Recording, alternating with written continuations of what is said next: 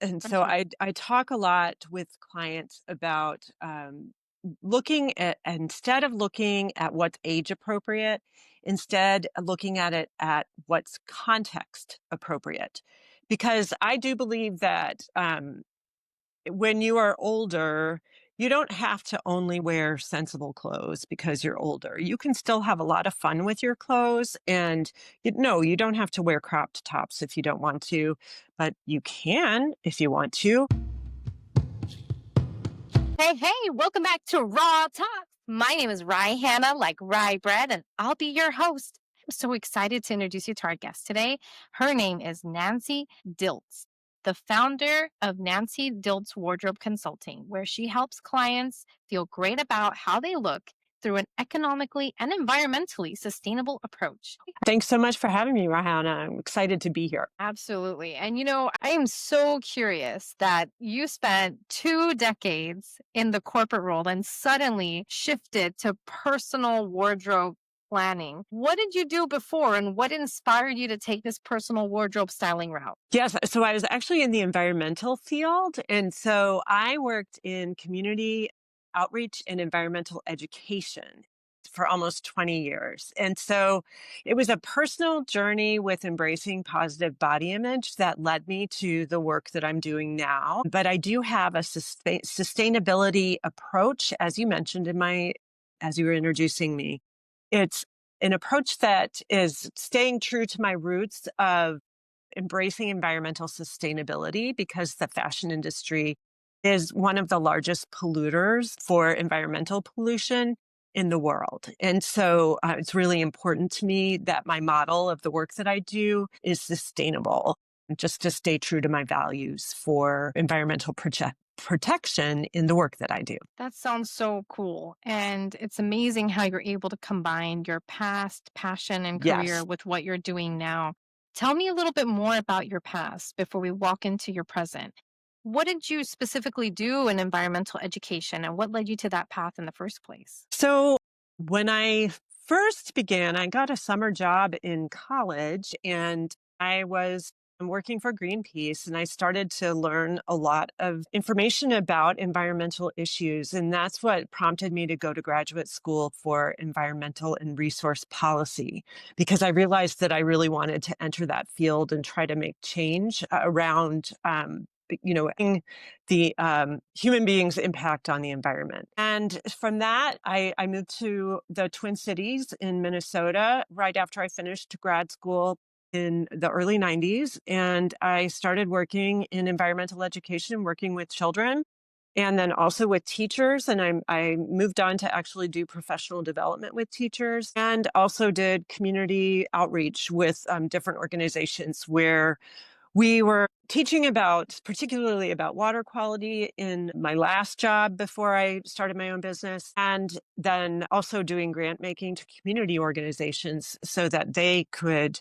embrace projects in water quality related projects in the work that they were doing. So we were trying to increase improved water quality in the Twin Cities. And then at the same time, in terms of my shift to this work, I had my daughter when I was age 36, and she is 21 now. But at the time, I realized when she was born, I had had really negative body image my entire life, from as a young child all the way through into adulthood. And I always tried to hide in my clothes. And I wore clothes that were way too big for me. I really wanted to disappear. I really was lacking in confidence. And I realized that once my daughter was born, I did not want that for her. I knew that the only way that she would, obviously most of the time your children listen to what you're saying. They don't always listen to everything you're saying. You know that because you're a mom too, but to the time, but they are watching what you do all the time. And so I realized that if I wanted her to love her body for what it was and all the beautiful things that it could do for her, I needed to change how I was treating my own body and how I looked at myself. And so I started trying to make those changes for myself. And that process really involved not changing my body, but changing what I wore. And It was transformative for me. And so that was what was the impetus for me wanting to share that with other people. And I was ready for a change in my work. I really wanted to have more relational work where I was working really one on one with people and feeling like, my job had always been working to have a positive impact, but I really wanted to have more relationships with people. And so when that happened for me, I wanted to share it for other people. And I started exploring that. And the sustainability piece was what made it all fall into place because I couldn't imagine being a personal stylist without, and doing shopping all the time and having, sort of consumerism and consumption be kind of the core of what I was doing.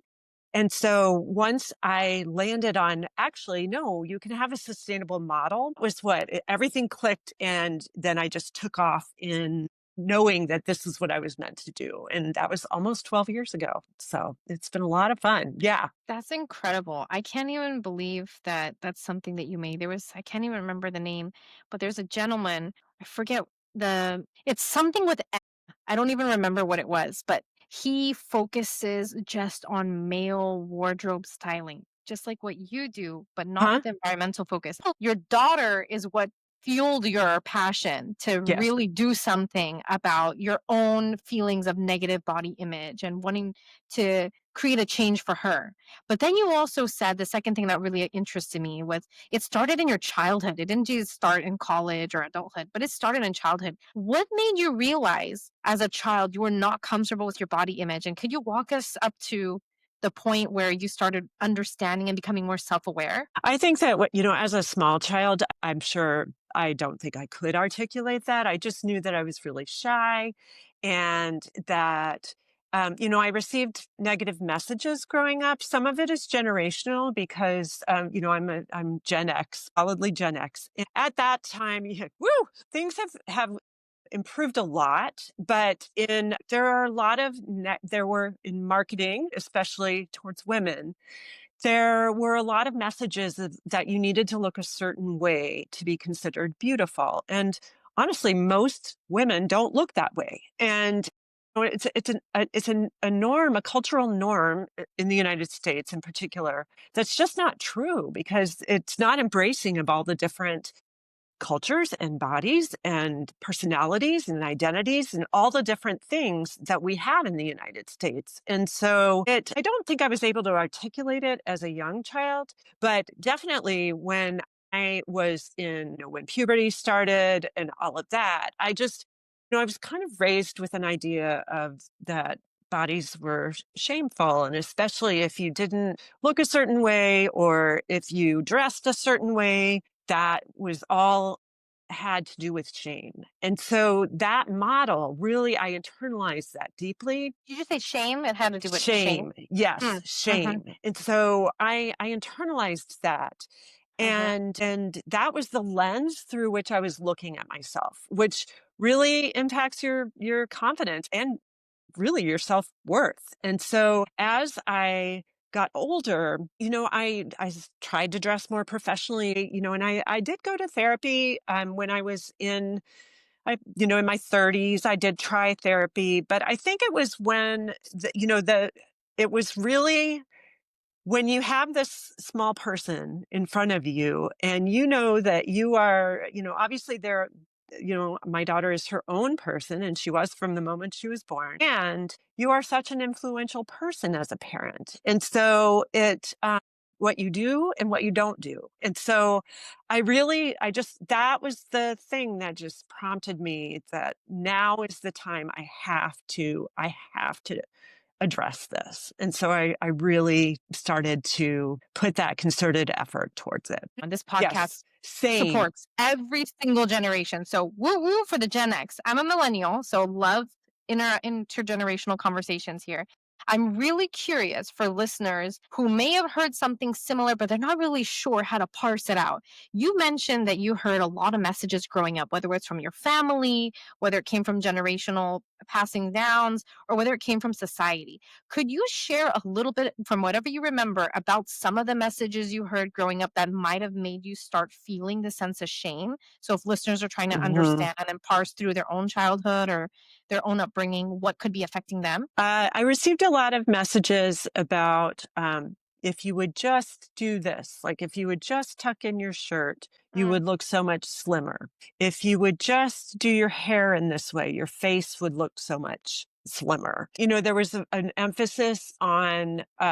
So I'm a tall person, and I'm not meant to be like I don't think I don't think size is something there's nothing shameful about whatever size a person is. But I was a 12, 14. I still am actually, but I was a 12, 14, and I thought that that was just enormous, and that you're talking about waist I size, 12, yeah, 14 waist size? women's clothing size. Okay, got it. So, Got it. yeah, and so I just felt, the messages that I was receiving from, frankly from my mother and also my grandmother, then compile that with what was going on in marketing and media, where you it was in the 80s and the 90s. It was like you're supposed to be a very specific body type, which is very thin. Basically, in the 90s, it was like they actually called it heroin chic, which is where you're basically a walking hanger to be considered beautiful, meaning you're underweight. And so, that's just really unhealthy. And so those were the messages that I was internalizing. And honestly, the ones when I was young were that you had to wear this kind of clothing, and it had to and your body needed to look this certain way, and you couldn't wear these kinds of clothing because then you would look inappropriate or promiscuous. So there were a lot of messages, and it was sort of like you can't do it. Whatever you do, it's not quite right, and there was a lot of criticism. And so when you're growing up with the idea of being others being critical towards you, and then you start to be critical towards yourself, and that Mhm. is it's negative messages that you Yeah. internalize, and then they're just always playing in your head. And so it's really hard. Go ahead. Go ahead. No, that's why, speaking to the listeners, those are the things to be thinking about, because that's what I'm often talking with my clients about is Yeah. disrupt those negative messages because they aren't true, and helping them to try to see what others see. And it doesn't, it's but what I want them to be able to look past those negative messages and see what the actual reality of who they are is, because that's really powerful when you can do that. 100%. And it's so funny because as you were talking, I was having flashbacks and rewinds in my mind about some of the message I heard growing up, and I Yeah. wanted to just quickly share with you and listeners. And I think it's not just about the clothes, like you mentioned. And No. I remember when I was growing up, there were like those social pressures, like you had to dress a certain way. People started doing their eyebrows when they were in school, like middle school. I remember for me, boy even came up to me in math class, leaned forward and bullied me and said, "You need to get your mustache changed, Oh like my shaved." gosh. I traumatized me for the rest of my life. Like I realized, oh my God, this is a problem if I have hair here and somebody's saying I have a mustache. So then I became even more conscious of extra facial hair is not considered a norm. It's not even beautiful. It's just not normal. And so it made me feel even more self-conscious. But then that's in school. Then you talk about in the house. I don't think parents do anything wrong. They just know what they know and they Hmm. don't know what's wrong or what might negatively impact a child until it actually they see it through long term.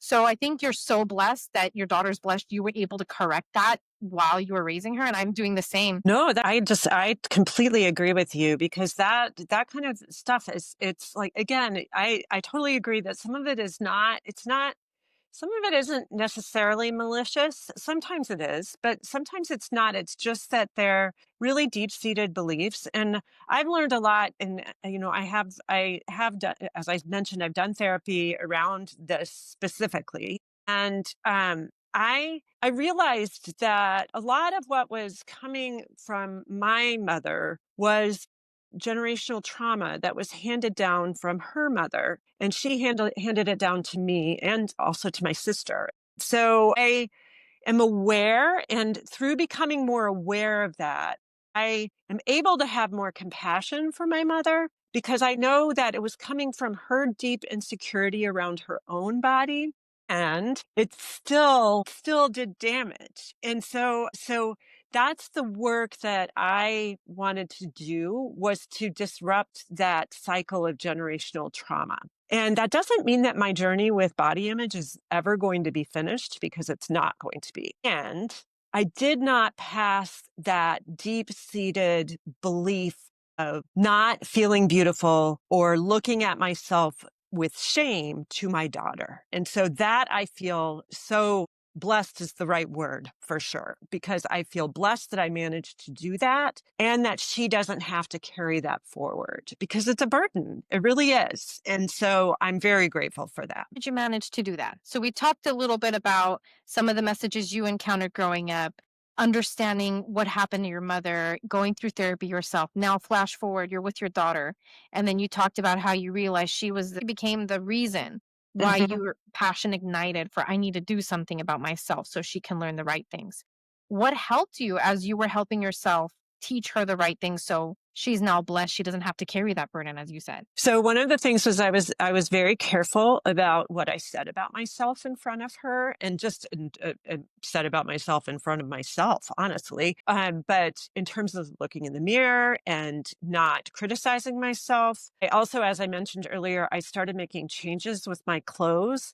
There's this is kind of it's funny, but there's a show called What Not to Wear, which was on in the early 2000s.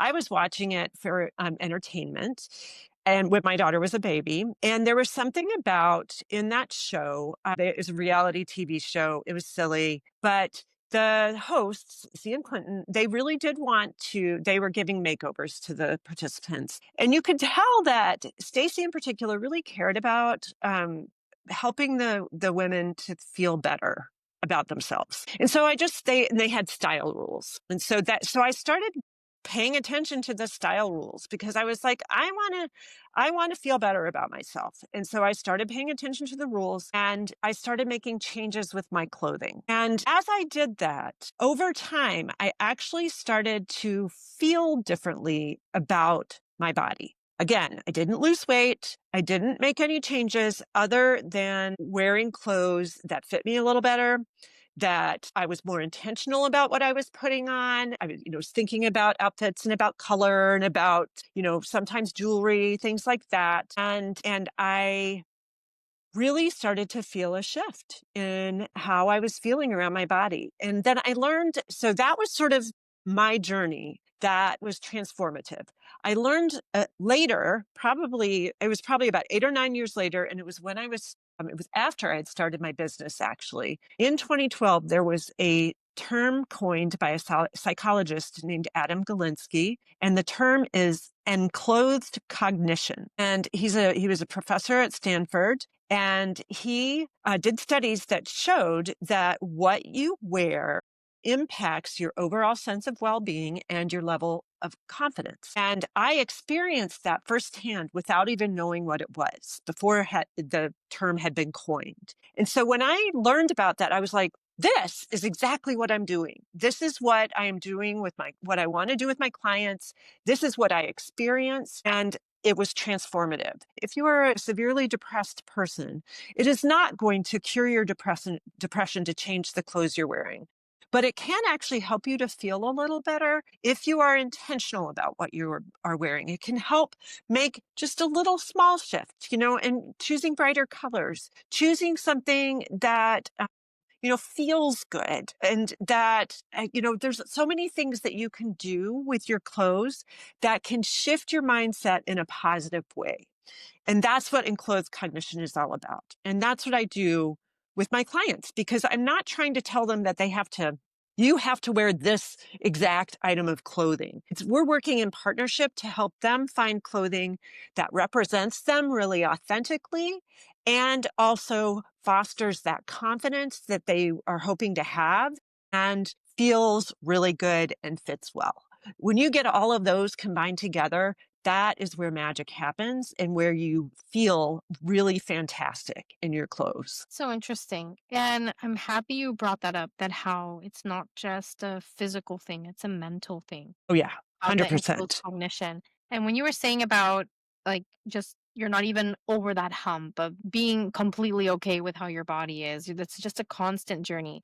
And I think one of the humps we really encounter head on and expected to deal with it almost immediately is when you become pregnant and then when you deliver. And I was just reflecting on this the other day. When I was trying to get pregnant, I was like, oh, I just want to have that bump, that baby bump. Mhm.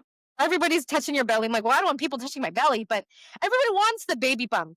And it's funny because technically you're huge, but you don't feel bad about being Not at huge all. at that time, right? It's like a that trophy that you put on your wall. Like you're so proud of it.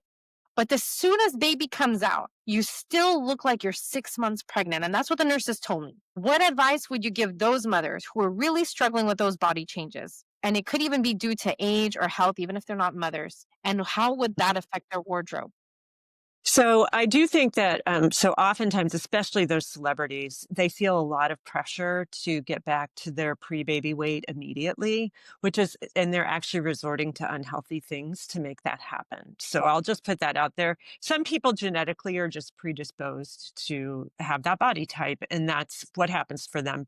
But most people don't. And most people do hold on to that weight for a long time because your priorities have shifted. And so I do. And also, once you've had a baby, given birth to a baby, your body is permanently changed. And so I do talk with postpartum women about that a lot. Your waist changes, your breasts change, all of those things are going, and your pelvis changes. So all of those things, they may go back to be somewhat like your pre-pregnancy body was, but your waist will never fully go back to what it was originally. It will always be a little bit wider than it was. And that's just a biological thing that happens.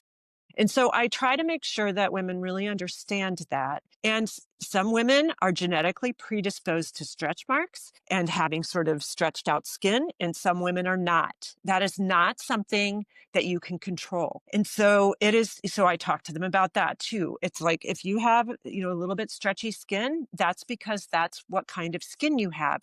And it's much better I consider those marks of victory that you grew another human being inside of you, and then you gave birth and you have this amazing child with you. I mean, it's amazing what your body did.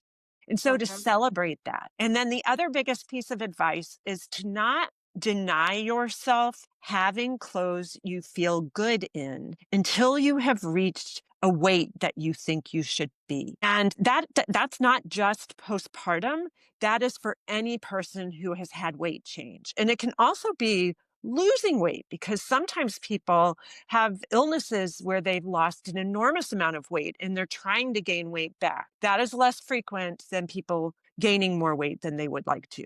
But I talk with people about that you actually, if you have weight loss goals for health reasons, you can actually have more success with those goals if you are feeling good on the journey. And so I tell women, especially, don't keep those clothes that don't fit you anymore. And not immediately postpartum, because there might be some pieces that you can wear once you have, because once you've sort of gotten back with all the fluids leaving your body from pregnancy and all of that stuff, there might be pieces that you could wear. So don't just trash them immediately or donate them. Hope donate them, please.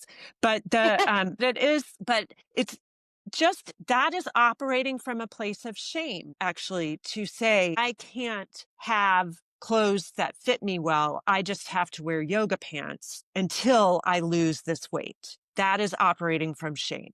And so when you say, I am going to find clothes that fit and feel good on this beautiful body that I have right now, that is embracing who you are and your chapter of life now. And that looks and feels better. It actually, when you are wearing clothes that have a little structure to them that fit your body well. That just it doesn't matter what body type or weight you are.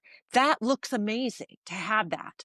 And then when you look in the mirror and you're like, oh, that looks really good. I like that. That's when your confidence comes. And, I've seen women's eyes light up when they look at themselves in the mirror, when they find, we get an outfit on that is really working for them and fits them well and meets the desire that they have of how they want to look. And that's don't wait. Just go ahead and do that for yourself because it makes all the difference. Thank you so much for sharing that. And as you were saying, all of those amazing pieces of advice, like don't throw out the clothes that you love that don't fit anymore, and like hold on to some of them. There were a couple of things that went in my mind. Let me start with that piece. Yeah. I had this beautiful, like green flowy dress that I Yeah. loved way before I got married. And I don't even think I have it anymore because when I would look at it, even after my daughter was born, we moved a lot last year, and I just gave it up because I felt not shame,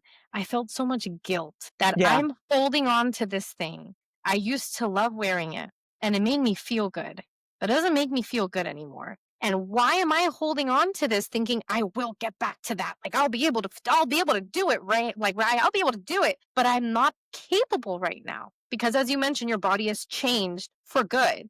And it doesn't mean you need to lose weight, but if that's something you want to focus on for the right reasons, then go ahead.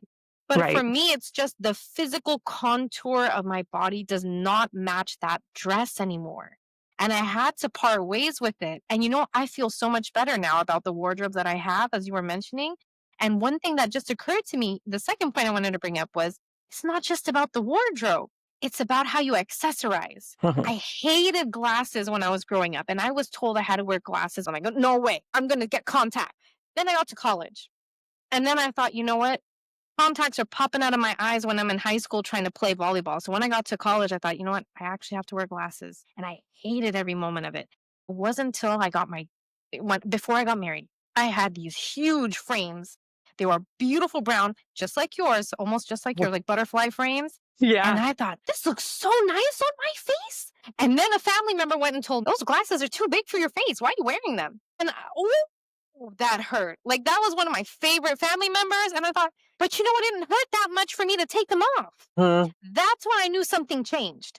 And then they started becoming my hijab. Then, that's when all things broke loose. Like Mhm. Pandora's box was out. Then people were telling me, well, why are you wearing this on your head? And so and then eventually I just let the faith take over.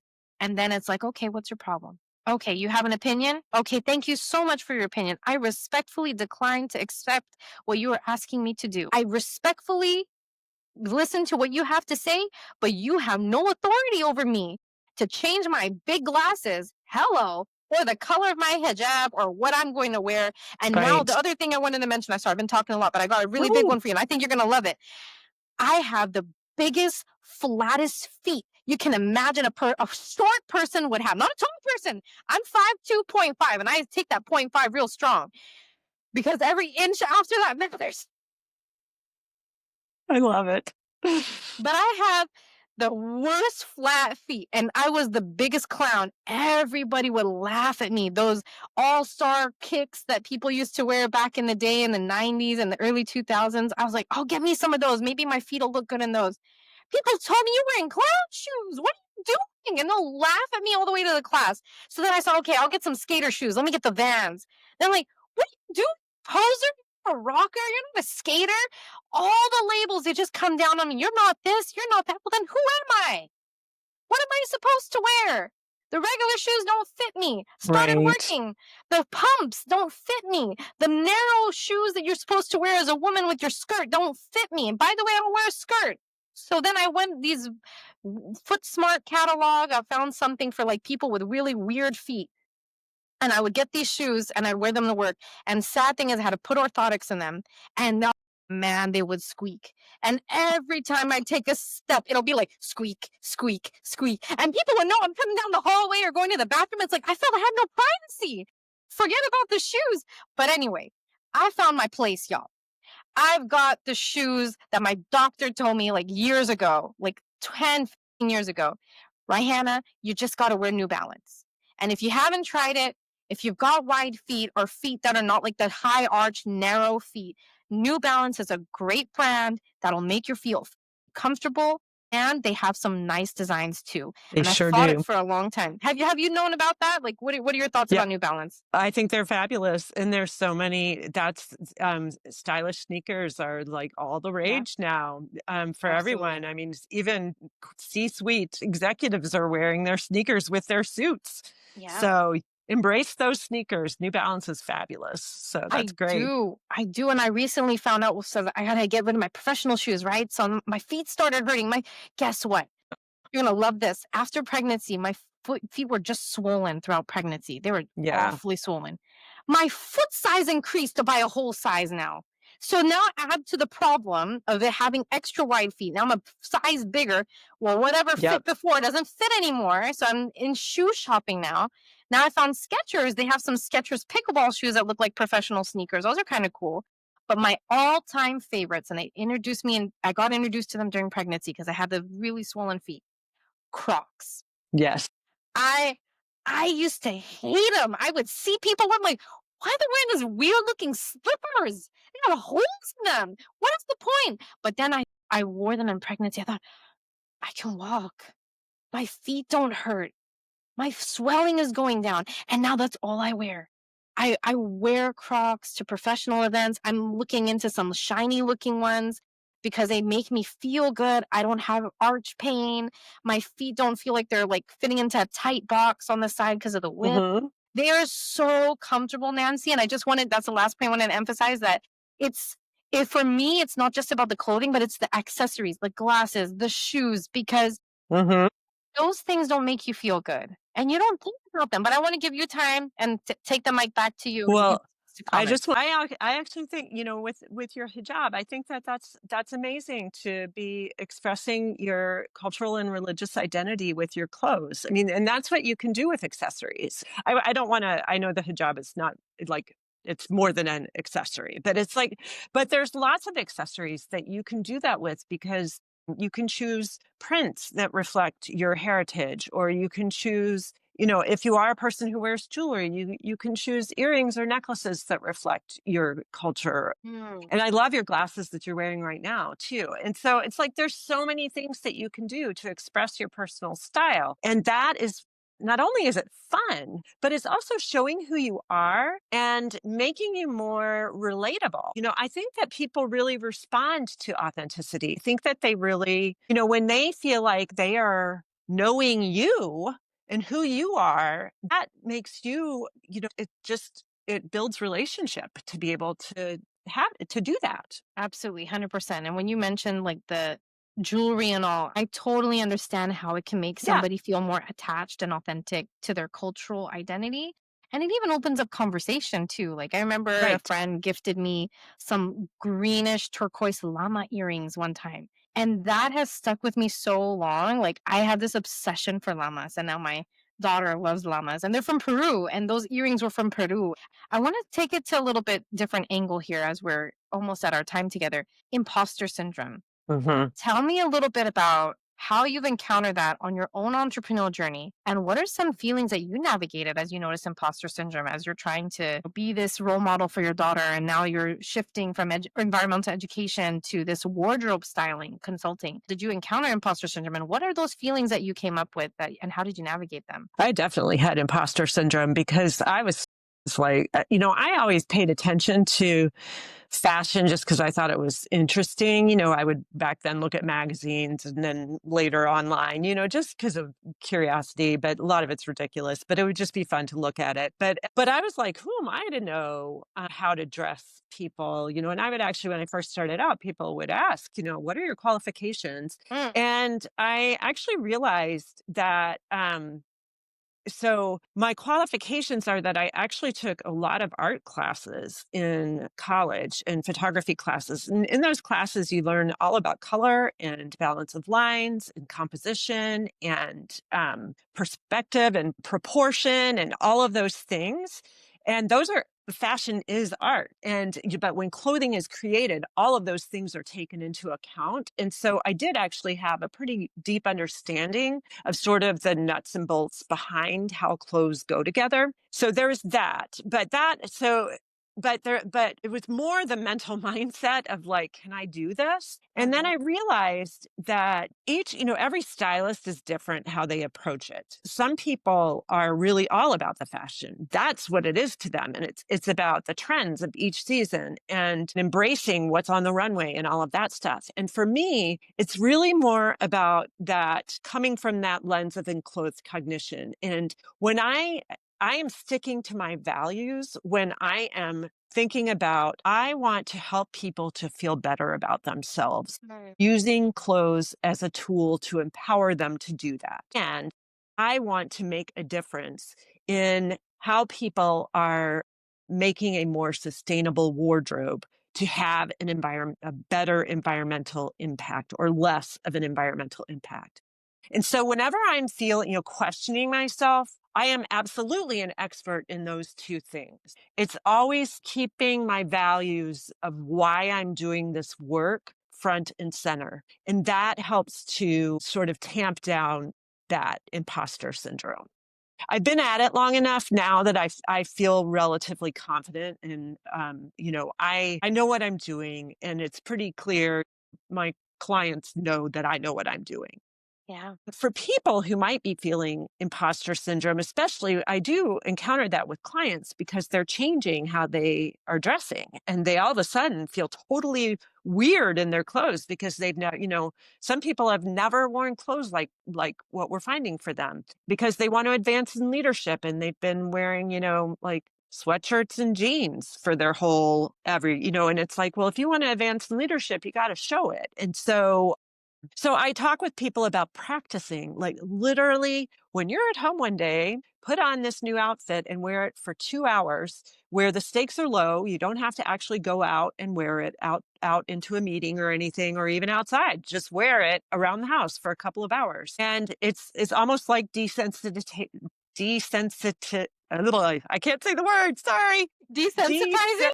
yes, desensitizing No worries. yourself to the to the newness of it. It's Mm. also, or some I've had people say, I feel like I'm wearing a costume. And I will say Mm. it's not a costume. This is actually a tool that you are intentionally using to reach your goal. And so it's not a costume at all. It is you making a decision for yourself, just like you would make a decision to take a speaking class, or you would make a decision to learn some skills that you want for the career that you want. You are making a decision to dress yourself in the way that you want to be, how you want to feel and show up, and how you want to be perceived to reach your goals. And that can be in career and just in life. And so when you reframe it, it's taking the upper hand. It's not you're not letting something happen to you. You are the one that is being the driver of it. And that is what helps to squash imposter syndrome. Thank you so much for that. And especially the pull on values and using that as your anchor to help you overcome these negative thoughts or feelings of, I'm not good Mhm. enough. I can't really do this. And one thing I wanted to say was when I took a public speaking class, one thing he said was, your number one qualification as a public speaker is your own experience. And Nancy, that's my message to you. For all those people who asked you, well, what are your qualifications? No matter what people ask in the past, what they've asked in the past, or what they're asking now, or even what you tell yourself now, your number one qualification is your own experience. Because Yes. having gone through it yourself, having coached yourself through those mental blocks, having been that role model for your now 21-year-old daughter, and having yourself what you needed to learn to raise her the way she needed to be raised so she's not getting handed down these same messages and negative connotations that are going to affect her internally and her confidence. You have success. I have one more question for you. I wanted to talk about ageism a little bit Okay. because that is a huge topic that we don't really address when it comes to dressing, like when you're clothing yourself and accessorizing. So I'm curious, in a world that's currently and has been obsessed with youth, How do you help clients navigate the challenges of aging with style and confidence and not being subject or not subjecting themselves or feeling subjected to the cultural norms like these crop tops and things like that, or that people are kind of being subtly pressurized to wear even if they don't want to? So, ageism can go both ways. And so Mhm. I talk a lot with clients about looking at, instead of looking at what's age appropriate, instead looking at it at what's context appropriate. Because I do believe that when you are older, you don't have to only wear sensible clothes because you're older. You can still have a lot of fun with your clothes. And no, you don't have to wear cropped tops if you don't want to, but you can if you want to. I wouldn't wear them to work, but I would say the same thing to a 20 something woman not to wear a cropped top to work unless, unless they're working in retail at a store that sells them. But if you're in a professional job, that's not an appropriate piece of clothing to wear to a professional job. And so I talk about that like, but if you're going out on a date and or going dancing with your friends or whatever, and you want to dress up in that way, you can. So it's really about finding a style that feels really good to you. And I also feel like it's for older people, especially, it's really important to feel contemporary. That doesn't mean that you have to embrace the trends, but it means that you find a style that feels like you and is not outdated because it's very easy to, especially with the pandemic, it's very easy to all of a sudden realize that your clothes are 10 years old or more. And when, the way that styling is changing over, across time is that there are certain cuts and things that show their age. There are some things that are very timeless and they will never go out of style. And I always encourage people to keep those pieces and keep them in good condition for as long as possible because they're never going to go out of style. But some things, just like low rise jeans, they've come back, they're pretty much out of style for everyone but teenagers now. They've come back for the teenagers, but no one has to wear those anymore. And it kind of, when a woman who is older is wearing low rise jeans, that might look like, well, you've been wearing them since the early 2000s. And so that looks a little outdated. And so I do talk with people about that, finding things that feel really contemporary and authentic. But you don't, again, it's finding the right clothes for the different contexts that you are in and what helps you feel really good. Because if someone wants to feel really beautiful for their partner, they can do that. And it doesn't matter how old they are when they, Yeah. for when they want to do that. Totally. On that contemporary note, quick follow up for you. You were saying that like low rise jeans, if an older woman is wearing them, it'll look Mhm. like she is wearing them since the 2000s. What's wrong with that? Like, are you There's, saying because it'll there's, show her age? Like, what if she there, really feels yes, confident and comfortable? well, oftentimes they're kind of ill fitting. Hmm. If they're not ill-fitting, then I have no problem with it. But as our bodies change, so, I am an open book. I am postmenopausal. So, when you have a baby, pretty much every hormonal thing that happens to a woman, puberty, your body changes. Birth, your body changes. Menopause, your body changes. So a lot of times, yeah, get ready. And so things are oftentimes women are not feeling good in their clothes, but they haven't been able to figure out why. And so Mm, oftentimes it's me sort of clarifying for them what it is. And it's like, this rise does not suit your body anymore. And when we get a different rise, they're like, oh my gosh, this is so much more comfortable and it feels so much better and it looks so much better. And I don't want to, I always hesitate at saying that looks so much better because I want it to be like this, because it's always about the clothes. If it's not working, it's not their body. It's just that the clothes aren't right. And so it's finding what works for their beautiful body. that makes so much sense. Thank you for saying. Last thought. I know you're gonna laugh Yeah, at this yeah. one. Right before I met my husband, that's a funny story. How I met my husband, by the way. I had my best friend at the house, and I don't know why, but I was showing her my closet for some Hmm. reason. Maybe I was asking her, what should I wear for this thing? And she told me, Rye, I gotta tell you something. I'm like, yeah, what is it? She's like, my mom. Her mom. Y'all, her mom, not her, okay? Now here it comes. My mom says you dress like an old woman. What did you say? Out. 27 at the time, and I really? Maybe that's why people look at my weight. Maybe that's why I'm such a having a hard time getting married to somebody. So then Oh, I just became so self-conscious. So I think, just one last piece to add, like, even if you find and I felt so good, and I had some bright blue sweaters with like a little sheer thing on the bottom that went down to my knees, and I felt so good in it. It was, but I like those oversized things. I don't hide. Like I wear them with my Crocs and I rock it. Like I'm walking like Michael Jackson down the Broadway. I feel so good. But she's telling me I look like an old woman. So I think we have to be so careful as you navigate this path. You find things that you like. You got the glasses you love, the shoes that fit so nice and it matches everything you wear, and even your purse or whatever it is you got. Be very careful about the messages you allow in, yeah. because they can affect something that feels so good for you. You'll start Hmm. hating it just because of the Hmm. people that you're listening to or choosing not to block because of Hmm. those messages. But I wanted to see if you had any other last piece of wisdom to share with us. It's such a great conversation, Nancy. Anything Yes, else it from your really side? is. I just feel like that I agree with you. Just really, when you find your personal style, it allows you to be free of all the other things that might be a burden in your closet physically, but then also emotionally and psychologically. It just literally frees your mind to have clothes that you love, and it makes getting dressed easier. And it just removes, you have to get dressed every day. And so it removes this element of stress that allows you to enjoy your life more and to show up more fully for all the other things in your life and not have that be a thing that holds you back.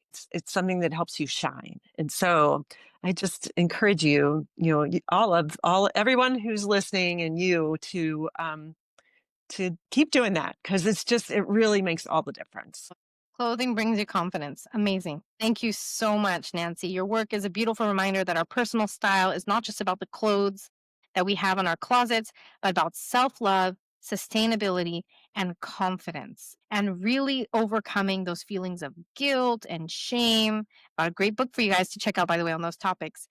I'll drop that in the show notes. And Nancy, I'll drop in your website in the show notes, nancydilts.com. Thank you so much, listeners, for tuning in. Don't forget to subscribe to Raw Talks on YouTube. Follow me on LinkedIn, Instagram, Facebook, and YouTube as well. And I'll see you next time.